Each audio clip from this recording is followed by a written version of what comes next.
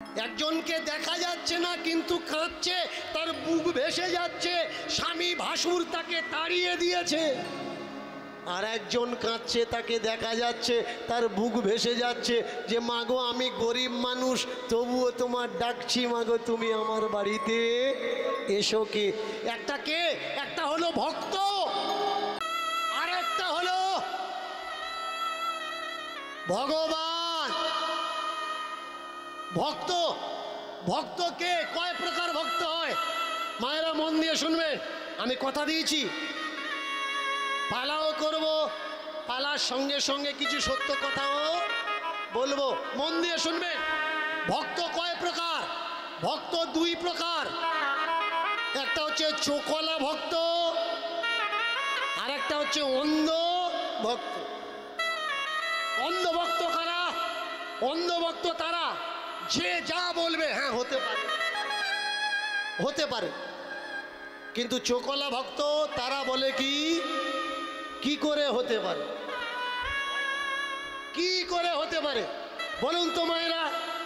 আজকের গান শুনছেন, কালকে যদি আপনার ছেলে আপনাকে বলে মাগো তোমরা তো গান শুনতে গেলে, আমি ঢুকতে পারিনি, প্রচন্ড ভিড় ছিল, আকাশের দিকে তাকালাম, দেখলাম একটা হাতি উড়ে যাচ্ছে, একটা হাতি উড়ে যাচ্ছে, বলুন বিশ্বাস করবেন নাকি বিশ্বাস করবেন না? সে যদি বলে ওমা আমি তো যেতে পারিনি, ছাদে উঠেছিলাম, গরম হাওয়া খাচ্ছিলাম, তাকিয়ে দেখলাম ঘোড়া উড়ে যাচ্ছে, হরিণ উড়ে যাচ্ছে, ছাগল উড়ে যাচ্ছে, বিশ্বাস করবেন নাকি করবেন না? কি বিশ্বাস করবেন তো? বিশ্বাস করবেন না। তাহলে আপনার ছেলে যদি বলে হাতি উড়ে যাচ্ছে, ঘোড়া উড়ে যাচ্ছে, ছাগল উড়ে যাচ্ছে, হরিণ উড়ে যাচ্ছে, আপনি বিশ্বাস করবেন না। বলুন তো ইন্দ্র থাকে কোথায়? স্বর্গে। স্বর্গ থেকে মরতে কি করে আসে? ইন্দ্রের হাতি দ্বারা, ঐরাবত হাতি দ্বারা। হাতি ওড়ে আকাশ থেকে উড়ে আসে তবে তো আসে। তাহলে ইন্দ্রের হাতি উঠছে কি করে? এই জায়গায় বলবেন হতে পারে, ধর্মগ্রন্থে লেখা আছে। তাহলে কি হলো? এখানে আর বিচার হলো না, গ্রন্থে লেখা আছে বলে আপনি অন্যের মতো মেনে নিলেন। পূর্ব দিকের পাহাড় থেকে পশ্চিম দিকের আস্তে ছোট করে পশ্চিম দিকের পাহাড় পর্যন্ত সূর্যদেব আকাশ থেকে রথ চালিয়ে যায়, আর রথে জোড়া আছে কি? 9টা ঘোড়া। আকাশ থেকে রথ যাচ্ছে মানে ঘোড়া উঠছে, না উঠলে আকাশ থেকে রথ যায় কি করে? এবার বলুন, সূর্যের রথের ঘোড়া উড়ে উড়ে যাচ্ছে, আপনি বলবেন হতে পারে, কারণ ওটা ধর্মগ্রন্থে লেখা আছে। বাস্তবে যেটা হয় না সেটা যদি গ্রন্থে লেখা থাকে আপনি কি বলবেন? হলে হতে পারে। সেই জায়গায় যদি কোনো জ্ঞান মার্গের ভক্ত, মানে যাদের চোখ আছে, দৃষ্টিশক্তি আছে, জ্ঞান বিবেক বুদ্ধি আছে, যাদের ভিতরে শিক্ষা আছে, তারা যদি বলে কি করে হতে পারে, তো অন্ধ ভক্ত তাদেরকে কি বলে? ওরা নাস্তিক। ভগবান বিশ্বাস করিস না, ভগবান চাইলে সব কিছু হতে পারে না ভাই। ভগবান চাইলেই যে হতে পারে এমনটা নয়। বাস্তবটা আগে বুঝতে শিখুন, বাস্তবটা আগে জানতে শিখুন। বলুন তো 33 কোটি দেবী দেবতা, 24টা অবতার, একাধিক ভগবান আমাদের ভারতবর্ষে, অন্য দেশে নেই, তারপরেও ভারতের মাটিতে 76-এর মন্বন্তর কেন হলো? ভগবান কেন চাইল না যে ভক্তরা খেয়ে বাঁচুক? 76-এর মন্বন্তরটা একটু পড়ে নেবেন যে 76-এর মন্বন্তরে কি হয়েছে। ভগবান যদি চাইলেই সব কিছু হয়, আর ভক্তদের কৃপা করার জন্যই যদি ভগবান হবে, কদিন আগে করোনা এলো দেশে, বলুন তো সরকার থেকে ভগবানের দরজায় তালা লাগিয়ে দেওয়া হলো। যারা যাচ্ছিল ডান্ডা দিয়ে পিটিয়ে পিটিয়ে বাড়ি পাঠিয়ে দিয়েছে। যখন মানুষ বিপদে পড়ে মানুষ কোথায় যায়? ছুটে ভগবানের কাছেই তো যাবে। তাহলে ভগবানের দরজা বন্ধ করা হলো কেন? আশ্রমের দরজা বন্ধ করা হলো কেন? তীর্থে যাওয়া নিষেধ করা হলো কেন? আগে সত্যটা বোঝা লাগবে। এই ভারতবর্ষে করোনার সময় সব দরজা বন্ধ ছিল, এমনকি বাড়ির থেকে বেরোনো বন্ধ ছিল। কিন্তু ভারতে সব থেকে আগে কোন ঘরের দরজা খুললো বলো তো? মদের দোকানের দরজা খুললো।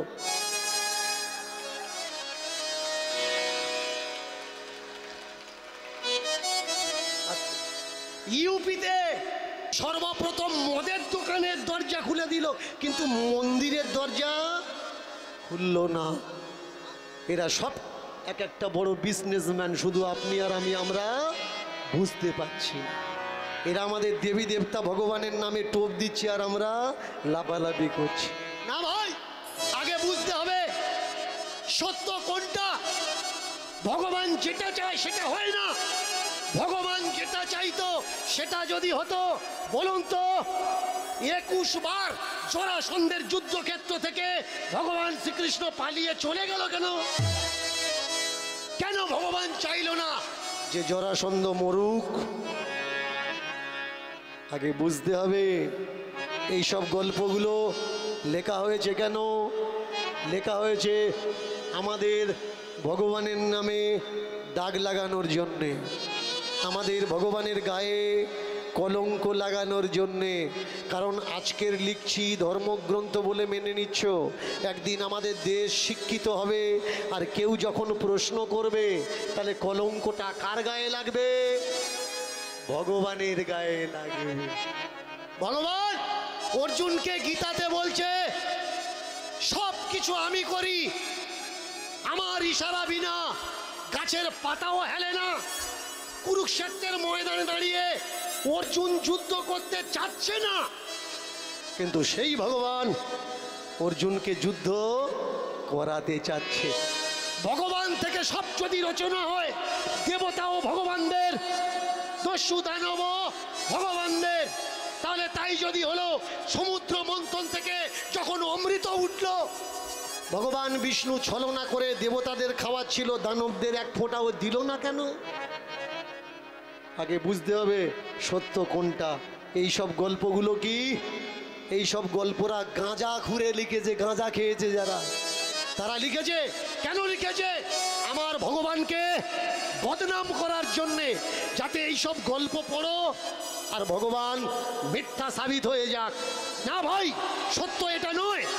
রামায়ণের কাল্পনিক গ্রন্থ সত্য নয়, মহাভারতের কাল্পনিক গল্প সত্য নয়, পুরাণের কাল্পনিক গল্প এগুলো সত্য নয়। সত্য কোনটা? সত্য জানতে গেলে আপনাকে সত্য ইতিহাস জানা লাগবে। কারা আমরা? আমরা কারা? আমরা পৌণ্ডরিক। ভালো করে শুনবেন, ভারতবর্ষের সব থেকে পুরানো নাম কি? পৌণ্ডরিক। পৌণ্ড সমাজ, পৌণ্ড দেশ।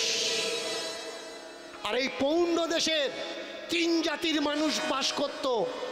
একটা জলে থাকা মানুষ, একটা ব্যবসা বাণিজ্য করা মানুষ, আর একটা মাটিতে কৃষি কাজ করা মানুষ। যারা জলে ব্যবসা বাণিজ্য করত তাদেরকে কি বলা হতো? বণিক। যারা মাছ ধরত তাদেরকে কি বলা হতো? রাজবংশী। ভালো করে শুনবেন, কি বলা হতো? রাজবংশী। এই রাজবংশীদের অনেকে আবার কি বলে? বাগদি বলে, তাই তো? যারা মাছ ধরে তাদেরকে কি বলে? বাগদি। বলুন তো, বাগদি উঁচু জাত না নিচু জাত? জোরে বলবেন। উঁচু জাত, নিচু জাত। ভালো করে শুনুন, এটা আপনাকে জানানো হয়েছে তাই আপনি জানেন, সত্যটা জানেন না। কে বাগদি? বাঘ মানে কি? বাঘ মানে কথা, দি মানে দেওয়া। যারা মুখের কথা দিয়ে কথা রাখে, কথার ফেল করে না, তাদেরকে বলা হয় বাঘ দি। রাজবংশী কাদের বলা হয়? রাজ মানে রাজা, বংশী বংশ প্রত্যয় করে, বংশ শব্দ থেকে বংশী এসছে। যারা রাজার বংশের মানুষ তাদেরকে বলা হয় রাজবংশী। রাজবংশী এই দেশের রাজা, বাগদি এই দেশের রাজা। আপনি আমি, এ মাটি আমাদের, এ দেশ আমাদের। আমরা শুধু এর ইতিহাসটা জানি না। কিছু জোচ্চোর লাফিয়ে এসে তারা বলল আমরা বড়, আমরা ব্রহ্মার মাথায় থেকে হয়েছি। নাম করব না, আপত্তি আছে।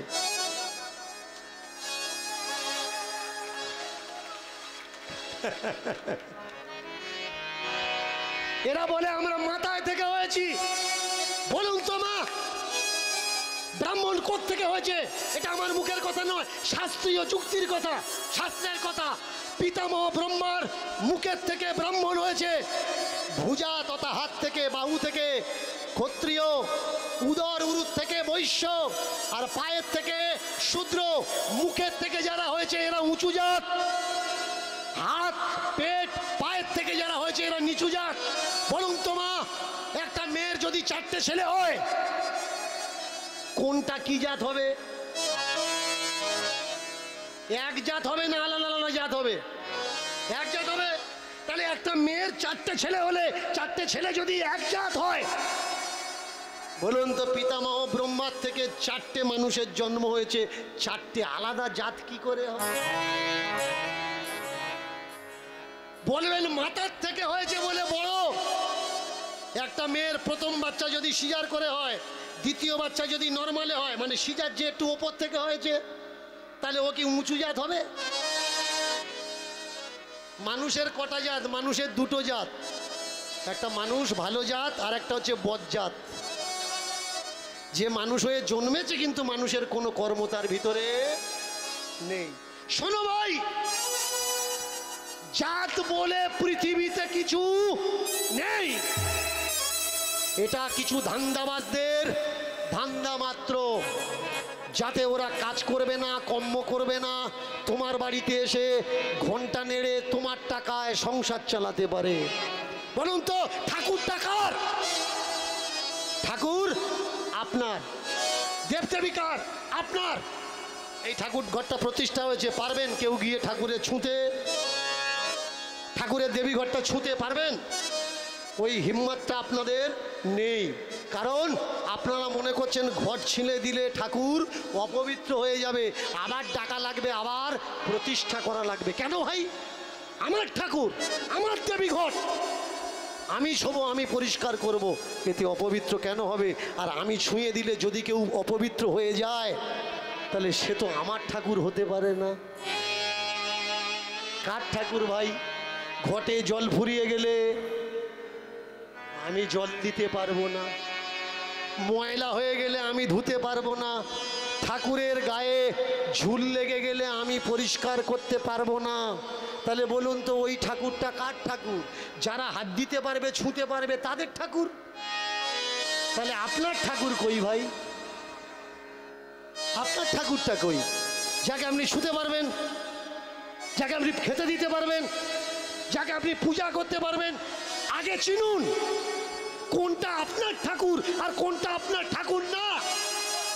একটা সময় ছিল ভাসুরকে কি বলে ডাকা হতো? ভাসুর ঠাকুর। ভালো করে শুনবেন, ভাসুরকে কি বলে ডাকা হতো? ভাসুর ঠাকুর। শ্বশুরকে কি বলে ডাকা হতো? শ্বশুর ঠাকুর। দেওরকে কি বলে ডাকা হতো? ছোট ঠাকুর বা দেওর ঠাকুর। আর বৌমাকে কি বলে ডাকা হতো? বউ ঠাকুরুন। ঠাকুরের স্ত্রীলিং ঠাকুরুন। তাহলে আমরা কারা? আমরা জীবন্ত ঠাকুর। এখান থেকে 100 কিলোমিটার পা গোদা করে যাচ্ছ শিবের মাথায় জল ঢালতে। আমি বলবো না যেও না, 1 কলসি কেন 10 কলসি ঢালো, 1 মাসে কেন, প্রত্যেক মাসে যাও। কিন্তু পাড়ায় অনেক অসুস্থ বয়স্ক লোক আছে, তাদের জন্যে এক বালতি জল কেউ তুলে দাও। যে ঠাকুরদা তুমি পায়খানা যেতে পারছো না, 1 বালতি জল আমি তুলে দিই, এই জলটা তুমি পায়খানা করো। বুড়ো বাবা মা চান করার জল কেউ 1 বালতি তুলে দিয়েছ?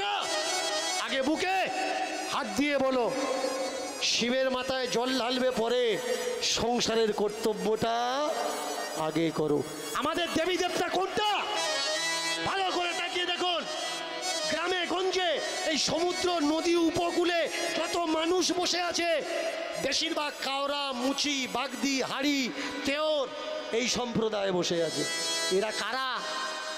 এরা নির্জাত না, এরা পৌণ্ডরিক, পৌণ্ডের বাসিন্দা। রেডি সভ্যতা পড়ে নাও। আমাদের আপনারা মহাভারত পড়েছেন, রামায়ণ পড়েছেন, পৌণ্ড ধর্ম, পৌণ্ড সাহিত্য 9টা খণ্ড আছে, 9টা খণ্ড, একটা আধটা খণ্ড না। কখনো পড়ো, তাহলে তুমি বুঝতে পারবে তোমার জাতির ইতিহাসটা কি।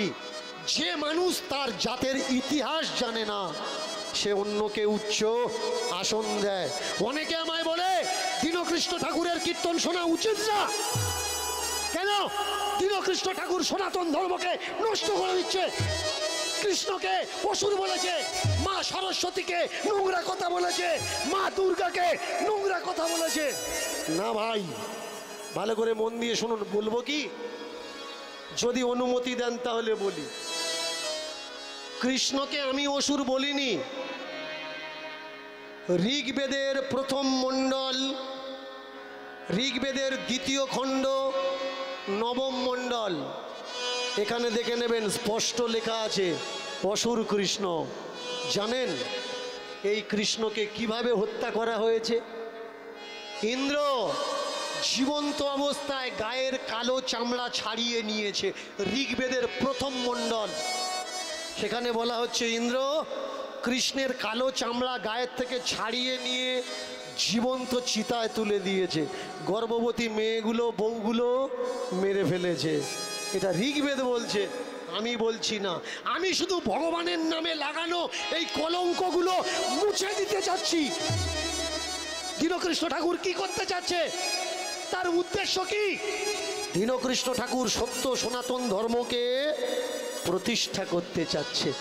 মা সরস্বতীর একটা মন্ত্র, ধ্যান মন্ত্র আর প্রণাম মন্ত্র।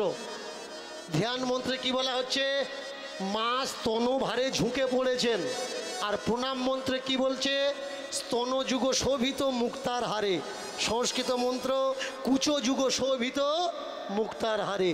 কথা দিচ্ছি, জানারা বলেন আমি ভুল কথা বলছি। সংস্কৃত বাংলা ডিকশনারি খুলে দেখে নেবেন কুচো শব্দের অর্থ কি। এখন বেশ কিছু মানুষ জানেন, তারা বলছে এগুলো তো মুসলমানে লিখেছে, এগুলো হিন্দুরা লেখেনি। বলুন তো কোন মুসলমানে এসব লিখেছে? একটা মুসলমানের নাম বলবেন যে সংস্কৃত তারা শিখে লেখাপড়া করে এইসব ভুলভাল মন্ত্রগুলো তৈরি করলো। জানেন কি, আপনাদের আমাদের বাপ ঠাকুরদাদের লেখাপড়ার অধিকার ছিল না। মনুস্মৃতি স্পষ্ট উল্লেখ আছে, শূদ্র শুধু তার প্রভুর এঁটো খেয়ে বাঁচবে। লেখাপড়া তো দূরের কথা, বেদ যদি শুনেছে কানে গরম শিশে ঢেলে দেওয়া হবে। যদি বেদ মন্ত্র উচ্চারণ করে তাহলে তার জীব কেটে নেওয়া হবে। যারা লেখাপড়া জানতো না তারা ধর্মগ্রন্থ লিখলো কি করে? এইবার এই দেশে যখন মুসলমান ছিল, মুসলমানদের আরবি শিখে এখানকার উচ্চবর্ণীয় মানুষ তাদের দরবারে চাকরি করেছে। অনেকে বলে বাবার রাম মন্দির ভেঙে বাবরি মসজিদ তৈরি করেছে। জানেন কি বাবারের নবাবী দরবারে কজন ব্রাহ্মণ চাকরি করত? জানেন না? ইতিহাসটা পড়ে নেবেন। বলুন তো, বাবার রাম মন্দির ভেঙে বাবরি মসজিদ তৈরি করলো, তাহলে তার দরবারে যেসব ব্রাহ্মণেরা চাকরি করছিল পদত্যাগ দিল না কেন? যে আমরা চাকরি করব না, পদত্যাগ দেয়নি। আগে জানা লাগবে ভাই কোনটা সত্য আর কোনটা মিথ্যা। এই দেশ আমাদের দেশ। আমরা কি ওদের বলেছিলাম যে আমাদের নিজ জাত বানাও? কখনো বলিনি। আমরা ওদের বলেছি যে আমরা নিজ জাত আর তোমরা উঁচু জাত? বলিনি। লেখাপড়া যারা জানতো তারা লিখে রেখেছে আমরা নিচু, ওরা উঁচু। যার গরু ধান খেয়েছে সেই মানুষ বিচার করেছে। মনুস্মৃতি পড়বেন, স্পষ্ট লেখা আছে ব্রাহ্মণ যদি মূর্খ হয় সে পূজনীয়। ব্রাহ্মণ যদি মূর্খ হয় দেবতুল্য পূজনীয়, কিন্তু শূদ্র যদি পণ্ডিত হয় সে পূজনীয় না। আমি কত বলবো একলা, এর জন্য বলি পড়াশুনো করুন। যেসব বইগুলো রেফারেন্স দিয়ে কথা বলি কখনো পড়ে দেখবেন, তারপরে যদি ভুলভাল বলে থাকি আমাকে বলবেন যে দীনকৃষ্ণ ঠাকুর আপনি ভুল কথা বলছেন। যে চিৎকার, যে লড়াই আমি করছি, এ লড়াইটা কার? আমার লড়াই না ভাই। তোমার গায়ে যে নিজ জাতের দাগটা ওরা দিয়েছে, সেই দাগ সাবান দিয়ে ঘষে মুছে দেওয়ার জন্য আমি লড়াই করছি। আমি তোমাদের বলতে চাচ্ছি, তোমরা এই দেশের ভূমিপুত্র, এই দেশের রাজা, তোমরা কোনো নির্জাত নও। যে লড়াইটা তোমাদের করার ছিল তোমরা লড়ছো না, তোমাদের ভাগের লড়াইটা আমি লড়ছি। সাথ দিতে পারবে না, দিও না, আমি বলছি না আমার সাথ দাও, কিন্তু সত্য প্রকাশ হচ্ছে, করজোরে প্রার্থনা করব, বাধা দিও না। আমি দেখতে চাই কত বড় বড় পণ্ডিত আছে, তারা বসুক আমার সঙ্গে। লড়াইটা আপনার আর আমার নয়, আপনাদেরকে শুধু এগিয়ে দেওয়া হচ্ছে। ধর্ম নষ্ট করে দিল, ধর্ম নষ্ট করে দিল, ধর্ম নষ্ট করে দিল। না ভাই শোনো, আমি ধর্ম নষ্ট করছি না, আমি ধর্মকে কলঙ্ক মুক্ত করে প্রতিষ্ঠা করার চেষ্টা করছি। আমি শুধু তোমাদেরকে বলতে চাচ্ছি, তোমাদের ঠাকুর ঘর তোমরা ঢোকো, তোমাদের দেবী ঘট তোমরা পরিষ্কার করো, তোমরা হাত দাও, তোমাদের ঠাকুর তোমরা মুছিয়ে দাও, খেয়াল রাখো কোনো পাপ হবে না। আমাদের যে দেবদেবী তারা কারা, ভালো করে শুনবে, আমাদের দেবদেবী কারা? এই সমুদ্র তট, নদী তটের এই উৎকল নদীর পাড় ধরে, সমুদ্রের পাড় ধরে যত মানুষ আছে, প্রত্যেকটা গ্রামে যাবেন, গিয়ে দেখবেন পঞ্চনন্দের মন্দির। কার মন্দির মায়েরা? পঞ্চনন্দ। এই পঞ্চনন্দকে আমাদের বাড়ির ছেলে।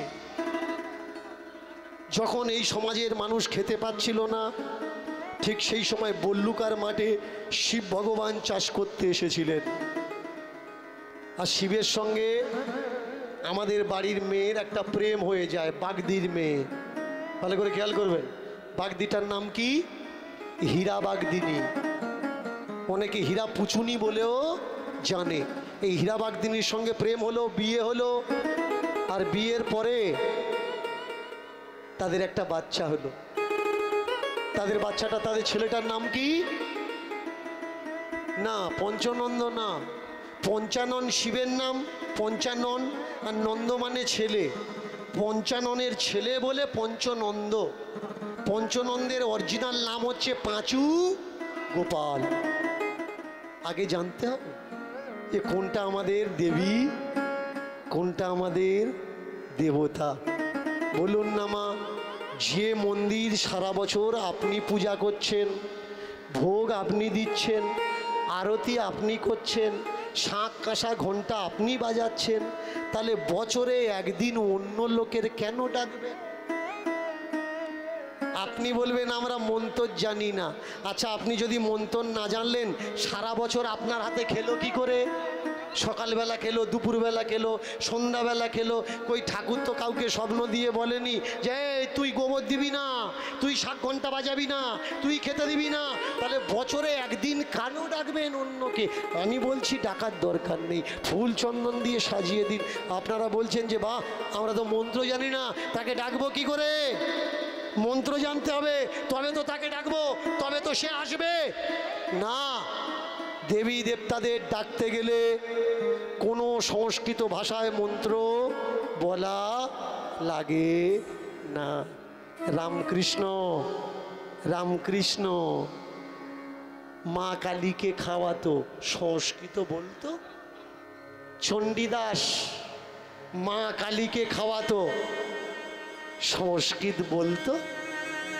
বামা খ্যাপা নিজে হাতে মাকে খাওয়াতো, সংস্কৃত বলতো।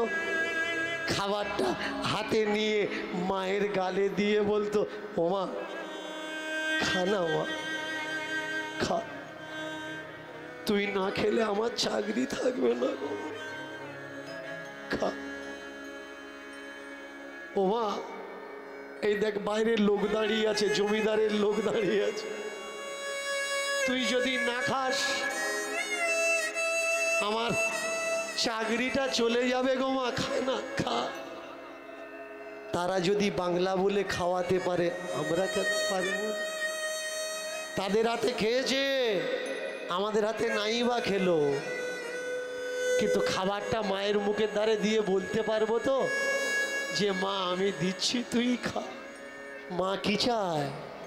মা ভক্তি চায়, মা ভালোবাসা চায়। মহালক্ষ্মী কুঁড়ে ঘরে ছেঁড়া আসনের উপরে বসেছে আর ভক্ত করজোড়ে বাংলাতে বলছে ও মা তুই খা, খা না। আমি মন্ত্র জানি না গো মা, বিদ্যে বুদ্ধি জ্ঞান আমার কিচ্ছু নেই। আমি জগন্নাথ মন্দিরে শুধু ঝাঁট দিই গো মা, ময়লা পরিষ্কার করি, তুই খা মা খা। কিন্তু কমলে কামিনী মহালক্ষ্মী খাবার সম্মুখে আছে। বলো তো স্বামী শ্বশুর যদি চালিয়ে দেয় কোনো মেয়ে ছেলে খেতে পারে? কাঁদছে, খেতে পারছে। ভক্ত কাঁদছে, মাও কাঁদছে। তত্ত্ব বলে উঠলে কে বলে রে পূজায় লাগে সংস্কৃতের মন্ত্র? কে বলে রে পূজায় লাগে সংস্কৃতে মন্ত্র? কে বলে রে পূজায় লাগে সংস্কৃত মন্ত্র? কে বলে রে পূজায় লাগে সংস্কৃতে মন্ত্র? কে বলে রে পূজায় লাগে সংস্কৃত মন্ত্র? কে বলে রে পূজায় লাগে সংস্কৃত মন্ত্র?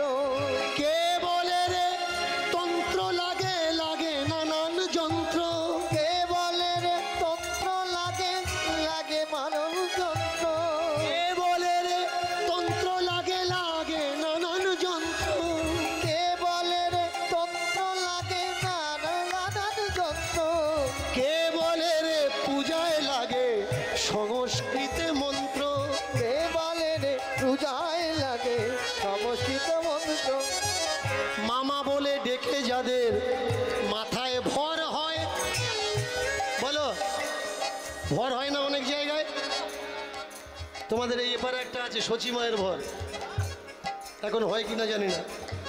কে বলে রে মামা বলে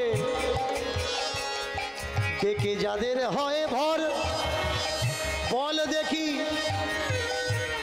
চাপার পরে কি কথায় বলে কোলে বর? বল দেখি কি কথা বলে কোলে বর? বল দেখি যে কি কথা বল কোলে বল দেখি কি কথা বলে কোলে বর? বল দেখি কি কথা বল কোলে ঠাকুর চাপছে, শাক ঘন্টা বাজাচ্ছে, আর যার উপরে চাপছে আস্তে আস্তে হাত পা বাঁধছে। যেই বাঁধছে পাশের থেকে ভক্তরা জয় মা জয় মা জয় মা কাবাট করে শুয়ে পড়েছে। বলুন তো শুয়ে পড়ার পরে কোন ভাষায় কথা বলে? মা চেপেছে মাথায়, মা এসে কি বলে? বাংলা বলে না সংস্কৃত বলে? বাংলা বলে। আমরা গিয়ে জিজ্ঞেস করি ও মা আমার বড় ছেলেটা শুকিয়ে যাচ্ছে গো মা। মা জিজ্ঞেস করে দেহের খবর না মনের খবর? বলো সংস্কৃত বলে না বাংলা বলে? বাংলা বলে। কে বলে রে কে বলে রে মায়ের পূজায় সংস্কৃত মন্ত্র? কে বলে রে পূজায় লাগে সংস্কৃত মন্ত্র? কে বলে রে লাগে রে ভাই নানা বিধি যন্ত্র? কে বলে রে লাগে রে ভাই নানা বিধি যন্ত্র? কে বলে রে লাগে রে ভাই নানা বিধি যন্ত্র? কে বলে রে লাগে রে ভাই নানা বিধি যন্ত্র? কত নিয়ম দেখুন, নিয়মটা কত। স্নান না করে, সকালবেলা স্নান না করে আপনি ঠাকুর ঘরে ঢুকতে পারবেন না। তাতে 10টা বাজে বাজুক, বেলা 10টা বাজে বাজুক, আপনি আগে চান করবেন, চান করে তারপরে ঢুকবেন। এইবার বলুন তো আপনার মা আপনার বাড়িতে এসেছে, সকালবেলা আপনি ঘুম থেকে উঠেছেন, তা আপনার মার ঘরে আপনি কখন যান? চান করে তারপরে যান, নাকি চোখ ডলে ডলে গিয়ে জিজ্ঞেস করেন ও মা রাত্রিরে ঘুম কিরম হলো? কষ্ট হয়নি তো? ঠাকুরের বেলায় স্নান করে ঢুকি ঠাকুর ঘরে রে ভাই, ঢুকি ঠাকুর ঘরে। ঠাকুর বেলা জোর করে ঢুকি ঠাকুর ঘরে রে ভাই, ঢুকি ঠাকুর ঘরে। মায়ের বেলা ঢুকি আমরা ঘুম সকাল হলে, ঘুম সকাল হলে। আর মায়ের বেলা ঢুকি আমরা ঘুম সকাল হলে, ঘুম সকাল হলে। ও ভাই মায়ের ঘরে ঢুকি আমরা ঘুম সকাল হলে, ঘুম সকাল হলে। আর মায়ের ঘরে ঢুকি আমরা ঘুম সকাল হলে, ঘুম সকাল হলে। ঠাকুরকে কখনো আমরা মা মানি না, ঠাকুরকে কখনো আমরা বাবা মানি না। ঠাকুরকে কখনো আমরা মা মানি না, ঠাকুরকে কখনো আমরা বাবা মানি না। বলো ঠাকুরকে কখনো আমরা মা মানি না, ঠাকুরকে কখনো আমরা বাবা মানি না। ঠাকুরকে কখনো আমরা মা মানি না, ঠাকুরকে কখনো আমরা বাবা মানি না। মানতাম যদি পিতা মাতা থাকতো কি এই দূরতা, মানতাম যদি পিতা মাতা থাকতো কি এই দূরতা। সকালে উঠে যেতাম আমরা ওই ঠাকুর ঘরে, সকালে উঠে যেতাম আমরা ওই ঠাকুর ঘরে। ও ভাই সকালে উঠে যেতাম আমরা ওই ঠাকুর ঘরে। ও ভাই সকালে যেতাম আমরা ওই ঠাকুর ঘরে। ঘুম থেকে উঠে গিয়েই আমরা জিজ্ঞাসা করতাম ও মা তুমি ভালো আছো তো, রাত্রিরে ঘুম ভালো হয়েছে তো? দূরি, আমাদের দূরি কে বানিয়েছে? কিছু চতুর মানুষগুলো।